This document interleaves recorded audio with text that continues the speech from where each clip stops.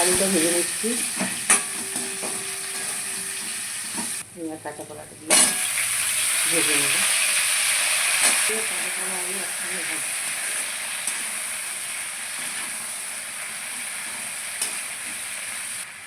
নুন একটু হলুদ দিয়ে দিলাম।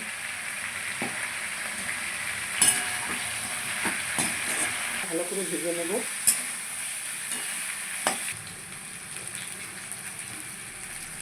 একটু চিনি দিলাম, চিনি দিয়ে ভাজলে কালারটা ভালো হবে। আদা জিরে লঙ্কা বাটাটা দিয়ে দিলাম। এবার একটু কষাবো, কষিয়ে নিই। সামান্য একটু জল দিয়ে একটু নাড়াচাড়া করে নেব।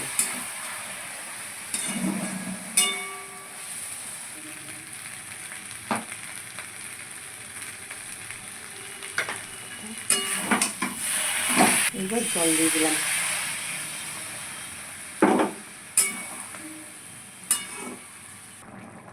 এবার একটু সিদ্ধ হতে দিলাম। হয়ে গেছে প্রায়। ঘি গরম মশলাটা দিয়ে দিলাম।